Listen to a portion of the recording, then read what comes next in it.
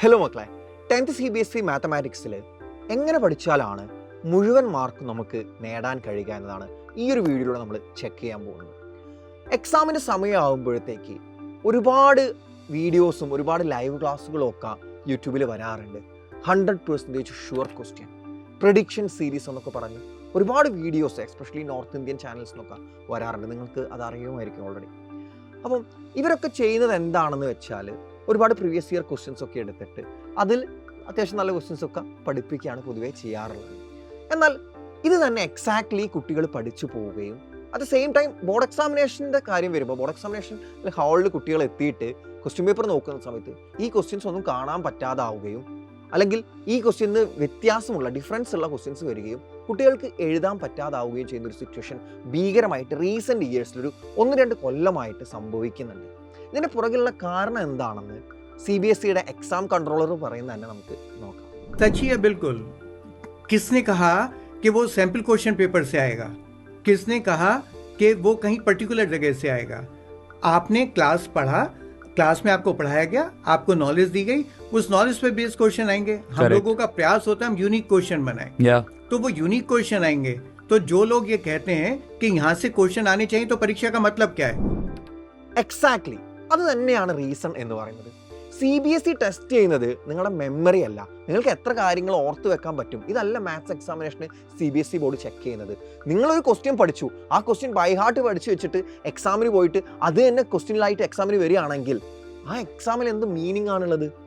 Exactly നമ്മളിത് ആലോചിക്കേണ്ട കാര്യം തന്നെയാണ്. CBSE ടെസ്റ്റ് ചെയ്യുന്നത് നിങ്ങളെ പ്രോബ്ലം സോൾവിങ് സ്കില്ലാണ്, നിങ്ങളെ കൺസെപ്ച്വൽ അണ്ടർസ്റ്റാൻഡിങ്ങിനെയാണ്. നിങ്ങൾക്ക് എത്രത്തോളം ആ കൺസെപ്റ്റ്സ് മനസ്സിലായിട്ടുണ്ട്, ആൻഡ് ആ മനസ്സിലായ കൺസെപ്റ്റ്സ് നിങ്ങൾക്ക് എങ്ങനെ ഒരു പ്രോബ്ലം വരുമ്പോൾ അതിൽ അപ്ലൈ ചെയ്യാൻ പറ്റുന്നുണ്ട്. ഇതൊക്കെയാണ് CBSE കൃത്യമായിട്ട് ഇവാലുവേറ്റ് ചെയ്യുന്നത്. അപ്പോൾ ഈ PYQസും സാമ്പിൾ ക്വസ്റ്റ്യൻ പേപ്പേഴ്സും ഒക്കെ നിങ്ങൾ കൃത്യമായിട്ട് പഠിച്ചു പോകുന്നു. ഇതേ ക്വസ്റ്റ്യൻസ് നിങ്ങൾ പരീക്ഷയിൽ വരും, ഇത് റിപ്പീറ്റ് ചെയ്യും, സെയിം ക്വസ്റ്റ്യൻസ് തന്നെ വരുമെന്ന് നിങ്ങൾ ഒരിക്കലും ആര് പറഞ്ഞാലും അത് നാളെ ഞാൻ പറഞ്ഞാൽ പോലും നിങ്ങളത് വിശ്വസിക്കരുത്. അതേ ക്വസ്റ്റ്യൻസ് നിങ്ങൾ പഠിക്കണം, നിർബന്ധമായിട്ട് നിങ്ങൾ പ്രീവിയസ് ഇയർ ക്വസ്റ്റ്യൻസ് പഠിക്കണം, സാമ്പിൾ ക്വസ്റ്റ്യൻസ് പഠിക്കണം, എല്ലാം പഠിക്കണം. പക്ഷേ പഠിക്കുന്നത് നാളെ നിങ്ങൾ ബോർഡ് എക്സാമിനേഷൻ ഹാളിൽ പോകുന്ന സമയത്ത് ഇതേ ക്വസ്റ്റ്യൻസ് സെയിം ക്വസ്റ്റ്യൻസ് വരും, അവിടെ ഞാനിത് ബൈ ഹാർട്ട് പഠിച്ചു വെച്ചാൽ മതി, ഇത് തന്നെ എനിക്ക് എഴുതി കൊടുത്താൽ ഫുൾ മാർക്ക് കിട്ടും എന്നുള്ളൊരു തോട്ടിലാവരുത് നിങ്ങൾ ഈ ക്വസ്റ്റ്യൻസ് പഠിക്കുന്നത്. അപ്പോൾ പിന്നെ എങ്ങനെ പഠിക്കണം, എന്ത് പഠിക്കണം? ഞാൻ കൃത്യമായിട്ട് നിങ്ങൾക്ക് പറഞ്ഞുതരാം എന്താണ് നിങ്ങൾ ആദ്യം തന്നെ ശ്രദ്ധിക്കേണ്ടതെന്ന്. കൺസെപ്റ്റ് ഓറിയൻറ്റഡ് ലേണിംഗ് ഏറ്റവും ഇമ്പോർട്ടൻസ് CBSE കൊടുക്കുന്നത് ഇതിനാണ്. കൺസെപ്റ്റ്സ് മനസ്സിലാക്കി വ്യക്തമായിട്ട് പഠിക്കുക. അതിന് നിങ്ങൾ ഏറ്റവും കൂടുതൽ ഡിപ്പെൻഡ് ചെയ്യണത് ഏറ്റവും മികച്ച ക്ലാസ്സുകൾക്കാണ്. ഏറ്റവും മികച്ച രീതിയിലുള്ള ക്ലാസ്സുകളാണ് മാത്തമാറ്റിക്സിൽ നിങ്ങൾക്ക് ലഭിക്കുന്നത് എന്ന് ഉറപ്പുവരുത്തുക. ഏറ്റവും മികച്ച രീതിയിലുള്ള ക്ലാസ്സുകൾ എന്ന് പറയുമ്പോൾ NCERT മുഴുവൻ കവർ ചെയ്യുന്ന, അതേപോലെ എക്സ്ട്രാ കൺസെപ്റ്റ്സ് പ്രീവിയസ് ഇയർ ക്വസ്റ്റ്യൻസിൻ്റെ ഒക്കെ ബേസിൽ എന്തൊക്കെ കൺസെപ്റ്റ്സ് NCERTയിൽ ഇല്ല ആ കൺസെപ്റ്റ്സ് നോക്കി അത് അധികം നിങ്ങളെ എക്സ്ട്രാ പഠിപ്പിക്കുന്ന, അത്രമേൽ മികച്ച രീതിയിൽ ക്ലാസ് എടുക്കുന്ന ടീച്ചേഴ്സിൻ്റെ ക്ലാസ്സുകൾ നിങ്ങൾക്ക് ലഭിക്കുന്നുണ്ട് എന്ന് ഉറപ്പുവരുത്തുക. അത് ഏറ്റവും ഇമ്പോർട്ടൻ്റ് ആയിട്ടുള്ള ഒരു കാര്യം തന്നെയാണ്. നമ്മൾ ഒറ്റയ്ക്ക് പഠിക്കാൻ പറ്റും നമുക്ക്, പക്ഷേ നമ്മൾ NCERT മാത്രം പഠിച്ചു പോയതുകൊണ്ട് നമുക്ക് ഒരിക്കലും ഫുൾ മാർക്കിലേക്ക് എത്താൻ പറ്റില്ല. അത് ഞാൻ നിങ്ങൾക്ക് 100% ഉറപ്പ് തരാം. NCERTയിലെ കൺസെപ്റ്റ്സ് മാത്രം നിങ്ങൾ പഠിച്ചു പോകണമെങ്കിൽ നിങ്ങൾക്ക് ഫുൾ മാർക്കിലേക്ക് എത്താൻ പറ്റില്ല. അപ്പോൾ ഏറ്റവും മികച്ച രീതിയിൽ കൺസെപ്റ്റ്സ് മനസ്സിലാക്കി തന്ന് നിങ്ങളെ പഠിപ്പിക്കുന്ന ഒരു ടീച്ചർ നിങ്ങൾക്കുണ്ട് എന്ന് നിങ്ങൾ കൃത്യമായിട്ട് ഉറപ്പുവരുത്തുക. അതിനോടൊപ്പം നിങ്ങൾ NCERT മുഴുവൻ പഠിക്കണം. NCERTയിലെ എക്സാമ്പിൾ ക്വസ്റ്റ്യൻസും എക്സസൈസ് ക്വസ്റ്റ്യൻസും കൃത്യമായിട്ട് പഠിക്കുക. ആൻഡ് ദെൻ നിങ്ങൾ പഠിക്കേണ്ടത് നിങ്ങൾക്ക് NCERT എക്സംപ്ലർ ഡൗൺലോഡ് ചെയ്യാൻ കിട്ടും. Just NCERT exemplar class CBSE search ചെയ്ത് കഴിഞ്ഞാൽ അത് ഡൗൺലോഡ് ചെയ്യാൻ കിട്ടും. അതിൽ പ്രോബ്ലംസ് കൃത്യമായിട്ട് എഴുതി പഠിക്കുക. ആൻഡ് നിങ്ങൾ പഠിക്കുന്ന സമയത്ത് സിലബസ് കൂടി ഒന്ന് ഡൗൺലോഡ് ചെയ്ത് വെക്കുന്നത് നല്ലതായിരിക്കും. ക്ലാസ് CBSEയുടെ സിലബസ് ഡൗൺലോഡ് ചെയ്ത് വെക്കുക. ടെക്സ്റ്റ് ബുക്കിലുള്ള എല്ലാ കാര്യങ്ങളും ചിലപ്പോൾ സിലബസിൽ ഉണ്ടായിക്കണമെന്നില്ല. സിലബസ് നോക്കിയിട്ട് കൃത്യമായിട്ട് പഠിക്കാൻ ശ്രമിക്കുക. ആൻഡ് മാത്സ് പഠിക്കുമ്പോൾ എപ്പോഴും ശ്രദ്ധിക്കുക, എപ്പോഴും പണ്ട് കാലം തൊട്ടേ നിങ്ങൾ അച്ഛനും അമ്മയും ഒക്കെ പറയുന്ന കാര്യമാണ്, എഴുതി പഠിക്കണം. എഴുതി പഠിച്ചാൽ മാത്രമേ നമുക്ക് മാത്സ് പഠിക്കാൻ പറ്റുള്ളൂ. കാരണം ഞാനിപ്പോൾ ഒരു ക്വസ്റ്റ്യൻ വായിച്ചു നോക്കുകയാണ്, സീരിയസ്ലി എനിക്കൊക്കെ ഒരുപാട് സംഭവിക്കുന്നതാണല്ലോ. ഞാനൊരു ക്വസ്റ്റ്യൻ വായിക്കുമ്പോൾ ഈ ക്വസ്റ്റ്യൻ എനിക്ക് അറിയാവുന്ന ക്വസ്റ്റ്യൻ അല്ല, ഞാനത് സ്കിപ്പ് ചെയ്യും, ജസ്റ്റ് വായിച്ചു നോക്കും, എന്നിട്ട് ഞാൻ അടുത്ത ക്വസ്റ്റ്യനിലേക്ക് പോകും. പക്ഷേ ഈ വായിച്ചു നോക്കുന്ന സമയത്ത് എനിക്ക് മനസ്സിലായിട്ടുണ്ടാവും. പക്ഷേ ഞാനത് എക്സാം ഉള്ളത് ഞാനത് എഴുതുന്ന സമയത്ത്, ഞാൻ എഴുതി നോക്കുന്ന സമയത്ത് പല സ്ഥലത്തും പല സ്റ്റെപ്പിലും എനിക്ക് മിസ്റ്റേക്ക് പറ്റാം, പല സ്റ്റെപ്പിലും ഞാൻ സ്റ്റെക്കായി പോകും, എന്നോട് മറന്നു പോകും. എസ്പെഷ്യലി ട്രയാങ്കിൾസിൻ്റെയൊക്കെ പ്രൂഫിൻ്റെയൊക്കെ ക്വസ്റ്റ്യൻ ആലോചിക്കുന്ന സമയത്ത് പല ക്വസ്റ്റ്യൻസും ചിലപ്പോൾ പ്രൂഫൊക്കെ ഞാൻ നോക്കുമ്പോൾ എനിക്ക് അറിയാവുന്ന ക്വസ്റ്റ്യൻ അല്ലേ, പക്ഷേ കുറച്ചും കൂടെ എന്നോട് മറന്നു പോയി, ഇത് എങ്ങനെയായിരുന്നു പ്രൂവ് ചെയ്യുക, മറന്നു പോകാറുണ്ട്. അപ്പോൾ നമ്മൾ എഴുതി പഠിച്ചാൽ മാത്രമേ നിങ്ങൾക്ക് ബോർഡ് എക്സാമിനേഷനിൽ എഴുതാൻ പറ്റുള്ളൂ. നിങ്ങൾ വായിച്ച് പഠിച്ചാൽ നിങ്ങൾക്ക് ഓക്കെ, സാധനമൊക്കെ നിങ്ങൾക്ക് കുറച്ചൊക്കെ ഓർമ്മ ഉണ്ടാവും. പക്ഷേ നിങ്ങൾക്ക് ബോർഡ് എക്സാമിനേഷനിൽ ഫുൾ എഴുതിയിട്ട് മാർക്ക് വേണോ? നിങ്ങൾ ഓരോ പ്രോബ്ലവും എഴുതി തന്നെ പ്രാക്ടീസ് ചെയ്യണം. എഴുതി പ്രാക്ടീസ് ചെയ്യുക എന്ന് പറഞ്ഞാൽ ആൻസർ ഇവിടെ എടുത്ത് വെച്ചിട്ട് അത് നോക്കി എഴുതി കോപ്പി എഴുതല്ല. അങ്ങനെ വെച്ചാൽ നിങ്ങൾക്ക് 4 വരി കോപ്പി വാങ്ങി തന്നാൽ പറയാം, അതല്ല അതിൻ്റെ പർപ്പസ്. ക്വസ്റ്റ്യൻ എടുത്ത് വെക്കുക, ആ ക്വസ്റ്റിൻ്റെ ആൻസർ ഒറ്റയ്ക്ക് എഴുതി നോക്കുക. നിങ്ങൾ എഴുതിയ ആൻസർ അതിനെ കറക്റ്റ് ആൻസറായിട്ട് കമ്പയർ ചെയ്യുക. എന്തൊക്കെയാണ് നിങ്ങൾ എഴുതിയ ആൻസറിൽ മിസ്സിംഗ് ഉള്ളത് എന്ന് ചെക്ക് ചെയ്യണം. എന്നിട്ട് എവിടെയൊക്കെ നിങ്ങൾക്ക് തെറ്റ് പറ്റി, എവിടെയൊക്കെ നിങ്ങൾ സ്റ്റെക്കായി, അതൊക്കെ നിങ്ങൾ കൃത്യമായിട്ട് നോട്ട് ചെയ്തിട്ട് ഫീഡ് ചെയ്ത് അത് നിങ്ങൾ മനസ്സിലാക്കിയാൽ മതി. അത് ഓട്ടോമാറ്റിക്കലി ഇവിടെ ഫീഡായി കിടക്കും. അടുത്ത പ്രോബ്ലം ചെയ്യുന്ന സമയത്ത്, ഈ പ്രോബ്ലം ചെയ്യുമ്പോൾ എനിക്കൊരു സ്റ്റെപ്പിൽ ഞാൻ അഡീഷൻ ചെയ്തപ്പോൾ മിസ്റ്റേക്ക് പറ്റി, ഞാൻ അടുത്ത പ്രോബ്ലം ചെയ്യുമ്പോൾ എൻ്റെ സബ് കോൺഷ്യസ് മൈൻഡ് എന്നോട് പറയും, മോനെ അവിടെ അഡീഷണൽ മിസ്റ്റേക്ക് പറ്റിയിട്ടുണ്ട്, നീ അത് ആവർത്തിക്കരുത്. അത് ഓട്ടോമാറ്റിക്കലി നടന്നോളും.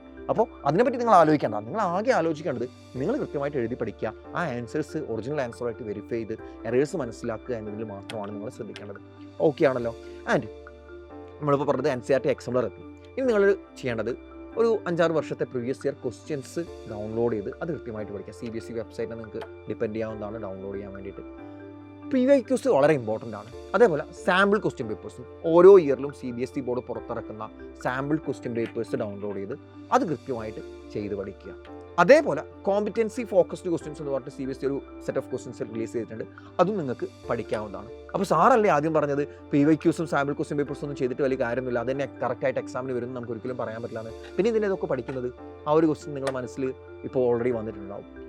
അതിൻ്റെ മീനിങ് എന്താണെന്ന് വെച്ചാൽ അതുകൊണ്ട് ഞാൻ ഉദ്ദേശിക്കുന്നത് എന്താണെന്ന് വെച്ചാൽ മക്കളെ, അതെന്തുകൊണ്ടാണെന്ന് വെച്ചാൽ നമ്മൾ പ്രീവിയസ് ഇയർ ക്വസ്റ്റ്യൻസും സാമ്പിൾ ക്വസ്റ്റ്യൻസും ഒക്കെ പഠിക്കുന്നത് നാളെ ബോർഡ് എക്സാമിനേഷൻ അറ്റൻഡ് ചെയ്യുന്ന സമയത്ത് സെയിം ക്വസ്റ്റ്യൻ വരും എന്ന് ഉറപ്പിച്ചുകൊണ്ട് അതിനാവരും നമ്മൾ പഠിക്കുന്നത്. അതായത് ഇതേ ക്വസ്റ്റ്യൻ തന്നെ എക്സാമിന് എന്തായാലും വരും, അപ്പോൾ അതുകൊണ്ട് ഞാൻ ഈ ക്വസ്റ്റ്യൻസ് ബൈ ഹാർട്ട് പഠിച്ചു വെക്കാം. ആ രീതിയിലല്ല നമ്മൾ ആലോചിക്കേണ്ടത്.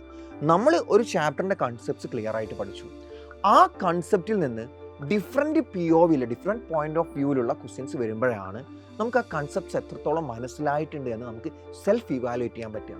ആ കൺസെപ്റ്റ് നമുക്ക് തറോ ആണോ, ആ കൺസെപ്റ്റിൽ അഡീഷണൽ ആയിട്ട് എന്തെങ്കിലും പോയിന്റ്സ് നമ്മൾ പഠിക്കേണ്ടതായിട്ടുണ്ടോ എന്നൊക്കെ നമുക്ക് മനസ്സിലാവണമെങ്കിൽ നമ്മൾ കൂടുതൽ ക്വസ്റ്റ്യൻസ് ചെയ്ത് പഠിക്കേണ്ടതായിട്ടുണ്ട്. അതിന് വേണ്ടിയിട്ടാണ് ഞാൻ ഈ PYQസും SQPസും ഒക്കെ കൃത്യമായിട്ട് സോൾവ് ചെയ്ത് പ്രാക്ടീസ് ചെയ്യാൻ നിങ്ങളോട് പറയുന്നത്. And next thing is MCQs. ആദ്യത്തെ 20 ക്വസ്റ്റ്യൻസ് MCQs ആണ്. മാത്തമാറ്റിക്സ് എക്സാം ഹോളിൽ നിങ്ങൾ ക്വസ്റ്റ്യൻ പേപ്പർ കൈ കിട്ടിക്കഴിഞ്ഞ് നേരെ ഫ്രണ്ട് പേജ് എടുത്തു കഴിഞ്ഞാൽ ആദ്യത്തെ സെക്ഷൻ്റെ A എന്ന് പറയുന്നത് 20 MCQs ആണ്.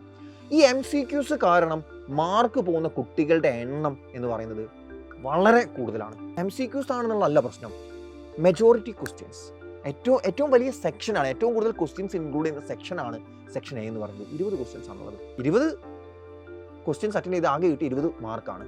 അപ്പോൾ ടൈം മാനേജ്മെൻറ്റ് ഒരു ഭീകരമായിട്ടുള്ള വിഷയമാണ് 10th CBSE ബോർഡ് എക്സാമിനേഷൻ്റെ കാര്യത്തിൽ. നിങ്ങളിൽ പലർക്കും നിങ്ങളൊരു ഫസ്റ്റ് ടൈം എക്സാമിനേഷനൊക്കെ എഴുതുന്ന സമയത്ത് നിങ്ങൾക്ക് മനസ്സിലാവും, ലാസ്റ്റിലേക്കുള്ള സെക്ഷൻ ഇയും സെക്ഷൻ ഡിയും ഒന്നും അറ്റൻഡ് ചെയ്യാൻ നിങ്ങൾക്ക് സമയം ഉണ്ടാവില്ല. അതിന് കാരണം എന്താണെന്ന് വെച്ചാൽ നിങ്ങൾ ഭൂരിഭാഗം പേരും സെക്ഷൻ എയിൽ തന്നെ എക്സാമിൻ്റെ ഭൂരിഭാഗം ടൈമും കളയുന്നവരാണ്. അപ്പോൾ അങ്ങനെ കളയുന്ന സമയത്ത് നിങ്ങൾ മനസ്സിലാക്കേണ്ട കാര്യം എന്ന് പറയുന്നത്, നിങ്ങൾ MCQs ഒരു 2-3 ക്വസ്റ്റ്യൻസ് വിട്ടാൽ പോലും നിങ്ങൾക്ക് 3 മാർക്കേ മാക്സിമം പോകുള്ളൂ. നിങ്ങളൊരു 3 ക്വസ്റ്റ്യൻ സ്കിപ്പ് ചെയ്തു, കുഴപ്പമില്ല, നിങ്ങൾക്ക് 3 മാർക്കേ പോകുള്ളൂ. അറ്റ് ദ സെയിം ടൈം നിങ്ങൾ സെക്ഷൻ സിയിൽ ഒരു ക്വസ്റ്റ്യൻ ആണ് മിസ് ചെയ്യുന്നതെങ്കിൽ നിങ്ങൾക്ക് 5 മാർക്ക് അവിടെ നഷ്ടപ്പെടുകയാണ്. അപ്പോൾ ടൈം മാനേജ്മെൻറ്റ് നിങ്ങൾക്ക് ഒരു വിഷയമാണ്, ഒരു പ്രശ്നമാണ് എങ്കിൽ നിങ്ങൾ ചെയ്യേണ്ട കാര്യം എന്ന് പറയുന്നത് ഏറ്റവും വലിയ മാർക്കിൻ്റെ ക്വസ്റ്റ്യൻസ് മുതൽ അറ്റൻഡ് ചെയ്യുക. സെക്ഷൻ സിയിലെ 5 മാർക്കിൻ്റെ ക്വസ്റ്റ്യൻസ് ആദ്യം അറ്റൻഡ് ചെയ്യുക. പിന്നെ നിങ്ങൾക്ക് കേസ് ബേസ്ഡ് ക്വസ്റ്റ്യൻസ് അറ്റൻഡ് ചെയ്യാം 4 മാർക്കിൻ്റെ, പിന്നെ 3 മാർക്ക് ക്വസ്റ്റ്യൻസ് അറ്റൻഡ് ചെയ്യുക, പിന്നെ 2 മാർക്കിൻ്റെ ക്വസ്റ്റ്യൻസ് അറ്റൻഡ് ചെയ്യുക. എന്നിട്ട് ഏറ്റവും ലാസ്റ്റ് മതി നിങ്ങൾ MCQസിലേക്ക് പോകുന്നത്. കാരണം നിങ്ങളൊരു 2 ക്വസ്റ്റ്യൻസ് വിട്ടു, കുഴപ്പമില്ല, 2 മാർക്കിലേ അവിടെ പോകുന്നുള്ളൂ. അത് സെയിം ടൈം നിങ്ങൾ 2 കേസ് സ്റ്റഡി ക്വസ്റ്റ്യൻ ആണ് അവസാനം നിങ്ങൾക്ക് സമയമില്ലാണ്ട് സ്കിപ്പ് ചെയ്യേണ്ടി വരുന്നെങ്കിൽ 8 മാർക്കാണ് അവിടെ പോകുന്നത്. ടൈം മാനേജ്മെൻറ്റ് ഒരു ഭീകരമായിട്ടുള്ള വിഷയമാണ്.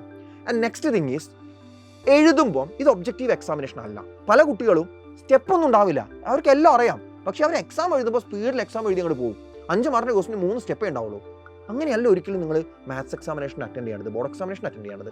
നിങ്ങൾക്ക് MCQs ആയിട്ട് വരുന്ന ഒബ്ജക്റ്റീവ് ക്വസ്റ്റ്യൻസിന് മാത്രം ചോദിക്കുന്ന എക്സാംസ് ഒക്കെ നിങ്ങൾക്ക് അങ്ങനെ അറ്റൻഡ് ചെയ്യാം, ഒരു കുഴപ്പമില്ല. MCQs നിങ്ങൾക്ക് അങ്ങനെ അറ്റൻഡ് ചെയ്യാം, ആൻസർ മാത്രം മതി. പക്ഷേ 5 മാർക്കിൻ്റെ ക്വസ്റ്റ്യന് കൃത്യമായിട്ടുള്ള സ്റ്റെപ്സ് ഉണ്ടാവണം.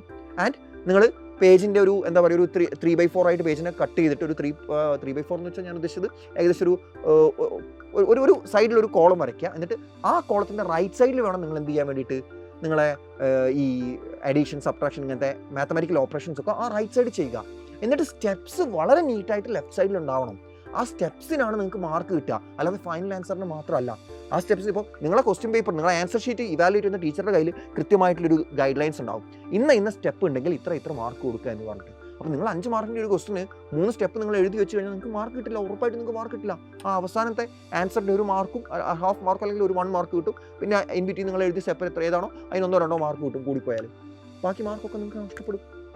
അപ്പോൾ നിങ്ങൾ എങ്ങനെ പഠിക്കുന്നോ അതുപോലെ തന്നെ ഇമ്പോർട്ടൻ്റ് ആണ്. And next thing is case based questions. Case based questions ഒന്ന് പ്രാക്ടീസ് ചെയ്യുന്നത് എന്തുകൊണ്ടും നല്ലതാണ്. പല കുട്ടികളും കേസ് സ്റ്റഡി ക്വസ്റ്റ്യൻസ് കാണുമ്പോൾ കൺഫ്യൂസ്ഡ് ആവുന്നത് കാണാറുണ്ട്. പക്ഷേ ആക്ച്വലി സത്യം പറയുകയാണെങ്കിൽ കേസ് ബേസ്ഡ് ക്വസ്റ്റ്യൻസ് വളരെ എളുപ്പമുള്ള സിമ്പിൾ ആയിട്ടുള്ള ക്വസ്റ്റ്യൻസ് ആണ് കേസ് സ്റ്റഡി ക്വസ്റ്റ്യൻസ് ആയിട്ട് ചോദിക്കാറുള്ളത്. പക്ഷേ പല കുട്ടികളും ആ ക്വസ്റ്റ്യൻസ് ഒന്നും ഫുള്ള് വായിച്ച് നോക്കാറില്ല. അത് കേസ് ബേസ്ഡ് ക്വസ്റ്റ്യൻസ് അല്ല, നിങ്ങൾ ഭൂരിഭാഗം പേരും ചെയ്യുന്ന മിസ്റ്റേക്കാണ്. ക്വസ്റ്റ്യൻസ് പ്രോപ്പറായിട്ട് വായിക്കില്ല. പല കുട്ടികളും ക്വസ്റ്റ്യൻസ് പ്രോപ്പറായിട്ട് വായിക്കാനാണ് ആൻസർ എഴുതാൻ പോവുക. ഞാനൊരു എക്സാമ്പിൾ പറഞ്ഞുതരാം. പോളിനോമിയൽസിൽ zeros are reciprocals of each other എന്ന് പറഞ്ഞൊരു ക്വസ്റ്റ്യൻ ഉണ്ട്. അതായത് ഒരു 0 ആൽഫയും മറ്റേ 0 1/α ആണ് എടുക്കേണ്ടത്. എന്നാൽ ഈ ക്വസ്റ്റ്യൻ ക്ലാസ് പഠിപ്പിച്ചിട്ട് പിറ്റേന്ന് വേറൊരു ക്വസ്റ്റ്യൻ ക്ലാസ് പഠിപ്പിക്കുകയാണ്. ഒരു പോളിനോമിയൽ തരും. ആ പോളിനോമിയലിൻ്റെ zeros are reciprocals of another polynomial. വേറൊരു പോളിനോമിയൽ തരും. ഈ രണ്ടാമത്തെ പോളിനോമിയലിൻ്റെ സീറോസിൻ്റെ റെസിപ്രോക്കൽസ് ആണ് ആദ്യത്തെ പോളിനോമിയലിൻ്റെ സീറോസ് എന്നാണ് ക്വസ്റ്റ്യൻ ഉണ്ടാവുക. കുട്ടികൾ ചോദിക്കും, സാർ റെസിപ്രോക്കൽസ് വന്ന ആൽഫയും 1/α എടുക്കേണ്ടത്? നിങ്ങൾ ഭൂരിഭാഗം പേര് ചോദിക്കുന്നതാണ്. അവർ റെസിപ്രോക്കൽ എന്നുള്ളൊരു വേർഡാണ് അവിടെ മനസ്സിലാക്കി വെക്കുന്നത്. അത് അവിടെ ഇങ്ങോട്ട് ഫീഡ് ചെയ്ത് വെക്കുകയാണ്. റെസിപ്രോക്കൽ എന്നുള്ള വേർഡ് ക്വസ്റ്റ്യനിൽ വന്നു, ഓക്കെ, അപ്പോൾ ആൽഫയും 1/α എടുക്കണം. എക്സാക്ട്ലി ഡിഫറെൻറ്റ് കൺസെപ്റ്റ് ആണ്. ആ ക്വസ്റ്റ്യൻ ഒന്ന് മുഴുവനായിട്ട് വായിച്ചാൽ മനസ്സിലാവുന്ന പ്രശ്നം എവിടെ ഉള്ളൂ. പക്ഷേ അത് ചെയ്യില്ല. ജസ്റ്റ് ടീച്ചർ എന്താണ് പഠിക്കുന്നത് അത് ബൈഹാർട്ട് പഠിച്ച് വെക്കുക. ആ ക്വസ്റ്റ്യനിൽ ഒരു വേർഡ് ഉണ്ടെങ്കിൽ ആ വേർഡ് വെച്ചിട്ട് ഓർത്ത് വെക്കുക ക്വസ്റ്റ്യൻ, എന്നിട്ട് അതിൻ്റെ ആൻസർ അതേപോലെ ബൈഹാർട്ട് പഠിച്ചിട്ട് എഴുതി വെക്കുക. അങ്ങനെയല്ല ഒരിക്കലും നിങ്ങൾ മാത്സിനെ അപ്രോച്ച് ചെയ്യേണ്ടത്. മാത്സ് എന്ന് പറയുന്നത് നിങ്ങളുടെ മെമ്മറി സ്കില്ല് ടെസ്റ്റ് ചെയ്യാനുള്ളൊരു പേപ്പർ അല്ല. CBSEയുടെ എക്സാം കൺട്രോളർ പറഞ്ഞ പോലെ തന്നെ നിങ്ങളെ കൺസെപ്ച്വൽ അണ്ടർസ്റ്റാൻഡിങ്ങും അത് ഒരു പ്രോബ്ലം വരുമ്പോൾ നിങ്ങൾ അതിൽ എങ്ങനെ അപ്ലൈ ചെയ്യുന്നു എന്നതും ഒക്കെ ടെസ്റ്റ് ചെയ്യാനാണ് മാത്സ് എക്സാമിനേഷൻ എന്ന് പറയുന്നത്.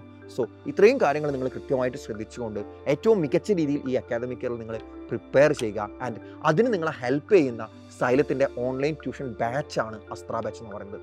അസ്ത്ര ബാച്ചിൽ നിങ്ങൾക്ക് അറിയാം, ഓൾറെഡി നിങ്ങൾക്ക് അസ്ത്ര ബാച്ചിൽ റിയൽ നമ്പേഴ്സും പോളിനോമിയൽസും ക്ലാസ്സുകളൊക്കെ കഴിഞ്ഞു. ഈ 2 ക്ലാസ്സുകൾ കഴിയുമ്പോഴത്തേക്കും നിങ്ങൾക്ക് ഏകദേശം അസ്ത്ര ബാച്ചിൻ്റെ ഒരു ക്വാളിറ്റി മനസ്സിലായിട്ടുണ്ടാവും. നമ്മൾ ഏറ്റവും കൂടുതൽ അസ്ത്ര ബാച്ചിൽ ഫോക്കസ് ചെയ്യുന്നത് കുട്ടികളെ കൺസെപ്റ്റ്സ് മനസ്സിലാക്കിപ്പിച്ച് പഠിപ്പിക്കുക എന്നതിനാണ്. അതായത് നമ്മൾ പഠിക്കുന്ന ക്വസ്റ്റ്യൻസ് മാത്രമേ എക്സാമിന് വരുള്ളൂ, ഇത് മാത്രം പഠിച്ചാൽ മതി എന്നുള്ള രീതിക്ക് ആവരുത് നമ്മൾ എക്സാമിനേഷന് പ്രിപ്പയർ ചെയ്യേണ്ടത്. നമ്മൾ പ്രിപ്പയർ ചെയ്യുമ്പോൾ കൺസെപ്റ്റ്സ് വൃത്തിക്ക് മനസ്സിലാക്കി പഠിച്ചു കഴിഞ്ഞാൽ ഏത് ക്വസ്റ്റ്യൻസ് ഏത് ടീച്ചർ ഇട്ടോട്ടെ നമുക്ക് ആൻസർ ചെയ്യാൻ പറ്റണം. അതാണ് എക്സാമിനേഷന് വേണ്ടിയിട്ട് നമ്മൾ പ്രിപ്പയർ ചെയ്യുന്നതിൻ്റെ ഏറ്റവും ബെസ്റ്റ് മെത്തേഡ് എന്ന് പറയുന്നത്. അങ്ങനെ തന്നെയാണ് അസ്ത്ര ബാച്ചിൽ നമ്മൾ ക്ലാസ്സുകൾ പ്രൊവൈഡ് ചെയ്യുന്നത്. നമ്മൾ ക്ലാസ്സുകൾ കണ്ട് കൃത്യമായിട്ട് പഠിച്ച ഒരു കുട്ടിക്ക് എത്ര ഡിഫിക്കൽറ്റി ലെവലുള്ള ക്വസ്റ്റ്യൻ വന്നാലും അത് ഈസി ആയിട്ട് അറ്റൻഡ് ചെയ്യാൻ പറ്റും. ആ ഒരു ലെവലിലുള്ള ടീച്ചിങ് ആണ് നമ്മൾ അസ്ത്ര ബാച്ചിൽ പ്രൊവൈഡ് ചെയ്യുന്നത്. ആൻഡ് അതോടൊപ്പം ഈ ലൈവ് ക്ലാസ്സുകളുടെ കൂടെ തന്നെ പാരലലി റെക്കോർഡഡ് ആയിട്ട് പേൾ വീഡിയോസ് നിങ്ങൾക്ക് അവൈലബിൾ ആണ്. ഫോർ എക്സാമ്പിൾ, സ്കൂളിൽ ചിലപ്പോൾ ടീച്ചർ സ്റ്റാർട്ട് ചെയ്തിട്ടുണ്ടാവും 5ാമത്തെ ചാപ്റ്റർ ആയിരിക്കാം. പക്ഷേ സൈലത്തിൻ്റെ ലൈവ് ക്ലാസ്സുകൾ first chapter second chapter correct NCERTയുടെ ഓർഡറിലാണ് മൂവ് ചെയ്യുന്നുണ്ടാവുക. പക്ഷേ നിങ്ങൾക്ക് സ്കൂളിലെ ടീച്ചർ സ്റ്റാർട്ട് ചെയ്ത് 5th ചാപ്റ്റർ ആണെങ്കിൽ നിങ്ങൾക്ക് 5th ചാപ്റ്ററിൻ്റെ ക്ലാസ് വേണ്ടേ? അതിൽ നിങ്ങൾക്ക് ഡിപ്പെൻഡ് ചെയ്യാൻ പറ്റുന്നതാണ് സൈലത്തിൻ്റെ പേൾ വീഡിയോസ്. അതായത് പാരലലി ലൈവ് വീഡിയോസിൻ്റെ കൂടെ തന്നെ റെക്കോർഡഡ് വീഡിയോസും ഉണ്ടാകും പേൾ വീഡിയോസ് എന്നുള്ള പേരിൽ. അപ്പോൾ അതും കൂടെ എക്സ്ട്രാ ഒരു ഫീച്ചറാണ്. അതോടൊപ്പം MCQs ക്രാക്ക് ചെയ്യാൻ ഞാൻ പറഞ്ഞു, MCQs വളരെ ഇമ്പോർട്ടൻ്റ് ആണ്. അത് ക്രാക്ക് ചെയ്യാൻ വേണ്ടിയിട്ട് ഓരോ പീരീഡ് ക്ലാസ് കഴിയുമ്പോഴും നിങ്ങൾക്ക് 10 MCQs വെച്ചിട്ട് ആ ടോപ്പിക്കിൽ നിന്ന് നിങ്ങൾക്ക് ആപ്പിൽ അവൈലബിൾ ആവും, കിസ് ഫോർമാറ്റിൽ അറ്റൻഡ് ചെയ്യാൻ പറ്റും. അപ്പോൾ ഒരു ചാപ്റ്റർ ഒരു 6 പാർട്സ് ഉണ്ടെങ്കിൽ ടോട്ടൽ 6 × 10 60 MCQs നിങ്ങൾ ക്ലാസ്സിൽ എടുക്കുന്ന ക്വസ്റ്റ്യൻസ് അല്ലാതെ, ക്ലാസ്സിൽ ഒരുപാട് MCQs ഒക്കെ ഡിസ്കസ് ചെയ്യും, അതല്ലാതെ എക്സ്ട്രാ ആയിട്ട് 60 MCQs നിങ്ങൾ പഠിക്കുകയാണ്. ആൻഡ് അതോടൊപ്പം ഓരോ ചാപ്റ്റേഴ്സ് കഴിയുമ്പോഴും ചാപ്റ്റർ വൈസ് എക്സാമിനേഷൻസ് ഉണ്ടാവും. ആൻഡ് ചാപ്റ്റേഴ്സ് കഴിഞ്ഞ് മൊഡ്യൂൾസ് കഴിയുമ്പോൾ module wise examination, term examinations ഉണ്ടാകും, മോഡൽ എക്സാംസ് ഉണ്ടാകും. അങ്ങനെ ഒട്ടനവധി എക്സാംസും അതിൻ്റെയൊക്കെ ആൻസർ കീ ഡിസ്കഷനും ലൈവ് ക്ലാസ്സുകളും പേൾ വീഡിയോസും.